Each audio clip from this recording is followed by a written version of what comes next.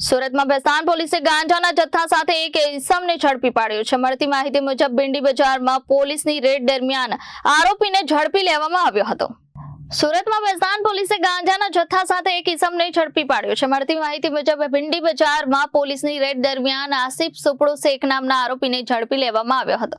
પોલીસે તેની પાસેથી 213.64 ગ્રામ ગાંજાનો જથ્થો ઝડપી પાડ્યો છે, જેની બજાર કિંમત 10,000 રૂપિયાથી વધુ હોવાનું જાણવા મળ્યું છે। આ બનાવને પગલે પોલીસ દ્વારા વધુ પૂછપરછ શરૂ કરવામાં આવી છે।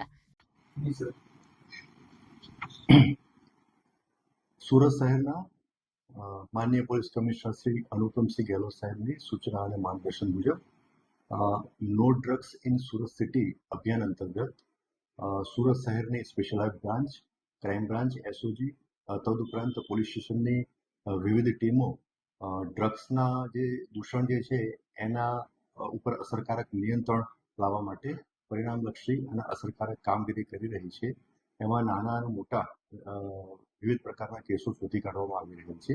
દરમિયાન આ અભિયાન અંતર્ગત ગઈકાલ રાત્રે એક ઇનપુટ ભેસ્તાન પોલીસ સ્ટેશનના ડિસ્ટાફના કર્મચારીને મળેલું હતું કે એમાં ઊન ભીંડી બજાર વિસ્તારમાં આશિયાનગરની બાજુની ગલીમાં એક ઈસમ, જે ઇનપુટમાં એમાં વર્ણન પણ મળ્યું હતું, એ ઈસમ એની પાસે ગેરકાયદેસર ગાંજાનો જથ્થો છે અને એ ચોરી છુપીથી વેચાણ કરવાનું છે।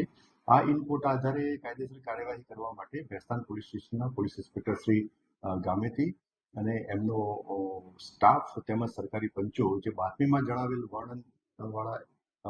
જણાવેલ સ્થળે જઈ અને ત્યાં ચેક કરતા ત્યાં બાતમીમાં જે વર્ણન હતું એ વર્ણનનું ઇસમ ત્યાં મળી આવ્યો હતો। તેની અંગ ઝડપી કરતા અને પ્રાથમિક પૂછપરછ કરતા તેની અંગ ઝડપીમાં એક પ્લાસ્ટિકની કાળી થેલીમાં એક વનસ્પતિજન્ય ભીનો ઘેરા લીલા કલરનો ડાળખા, પાંદડા અને બીજ સાથેનો એક વનસ્પતિજન્ય પદાર્થ મળી આવ્યો હતો।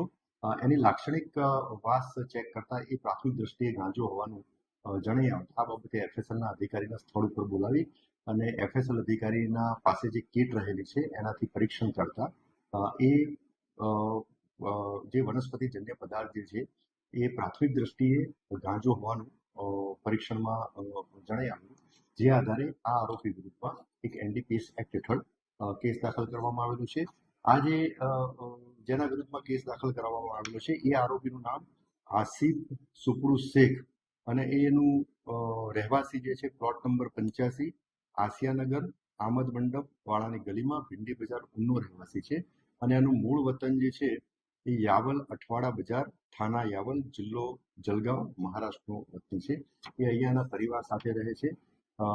આ જે આરોપી પાસેથી એની અંગ ઝડપીમાંથી જે પ્લાસ્ટિકની બેગ મળેલી હતી અને એમાં જે ગાંજાનો જથ્થો મળેલો હતો એ ટોટલ 213.64 ગ્રામ ગાંજાનો જથ્થો મળી આવેલો હતો। એની કિંમત 10,682 રૂપિયાની ગણી અને એ મુદ્દામાલ તપાસ અર્થે કબજે કરવામાં આવેલો હતો।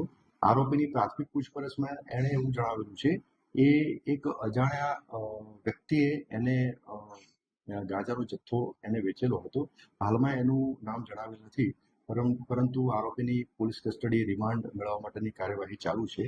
તપાસ દરમિયાન આરોપીની કોઈ ગુનાહિત ઇતિહાસ પણ જણાઈ આવતું નથી અને આ આરોપીની પ્રાથમિક પૂછપરછમાં એવું જણાઈ આવે છે કે છેલ્લા એકાદ મહિનાથી એ આ ગાંજાનો ગેરકાયદેસર વેપાર કરે છે અને એ થોડી ઓછી કિંમતમાં ગાંજાનો જથ્થો લાવે છે અને નાની પ્લાસ્ટિકની કોથળીમાં બનાવી અને છૂટક ગાંજાનો જથ્થો વેચાણ કરે છે ગેરકાયદેસર રીતે। એટલે આ બાબતની મોડસ ઓપરેન્ડીથી એક ડ્રગ પેડલર તરીકે આ રીતના ગાંજાનો જથ્થાનું વેચાણ કરે છે। તો એ બાબતની હાલમાં તપાસ પણ ચાલુ છે।